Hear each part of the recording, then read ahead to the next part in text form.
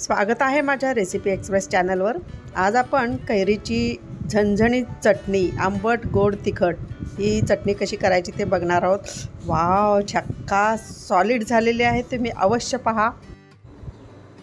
आज आपण कैरीची चटणी करणार आहोत, तर त्यासाठी मी या छोट्या छोट्या 3 कैरी घेतलेले आहे।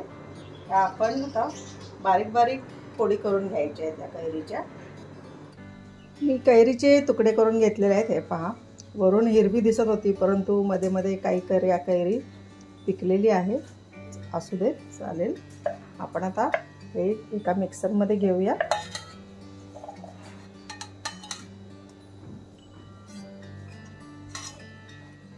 आपण आता यामध्ये घालणार आहोत हिरवी मिरची।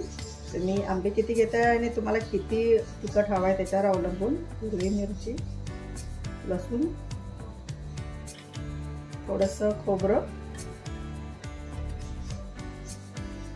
हा एक छोटा कांदा घेतलेला आहे मी, आणि कोथिंबीर धुवून घेतलेली आहे, आणि हा गूळ आहे थोडासा, कारण ही आंबट तिखट गोड आपण चटणी बनवणार आहोत। तर हा गूळ आहे, हा मी थोडा चिरून घालणार आहे। त्यामध्ये थोडंसं हिंग घालायचं आहे, अर्धा चमचा छोटा। मीठ घालूया, तुम्ही मीठ नंतर देखील घातलं तरी चालतं, परंतु मी घालते आता। कमी पडलं तर नंतर घालणार आहे,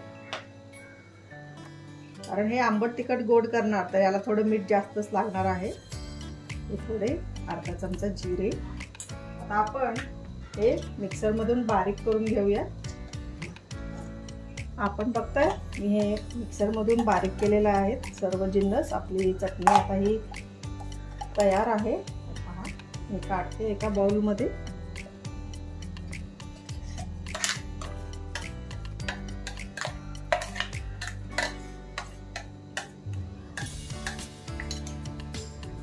हे पहा, आपण गूळ चिरून घ्यायचं म्हटलं होतं मी, आणि गूळ चिरला आणि बाजूलाच राहून गेला, तो मिक्सरमध्ये घालायला मी विसरले। तर मी आता चेचून घेतला गूळ, कारण आपली मिक्सरची प्रोसिजर झालेली होती। तर मी मिक्सरमध्येच हा गूळ घालायचा आहे, आणि या थोडा मिक्स करते गूळ। आणि आपण आता याला फोडणी देण्यासाठी मी छोटीशी पॅन ठेवलेला आहे फोडणीसाठी। पण याला फोडणी देऊया। मी जिरे मोहरीची फोडणी दिलेली आहे, कढीपत्ता थोडा घातलेला आहे। हे पहा, फोडणी केलेली आहे, आपण ती ओतूया। ही चटणी खूप छान होते, तुम्ही अवश्य करून पहा।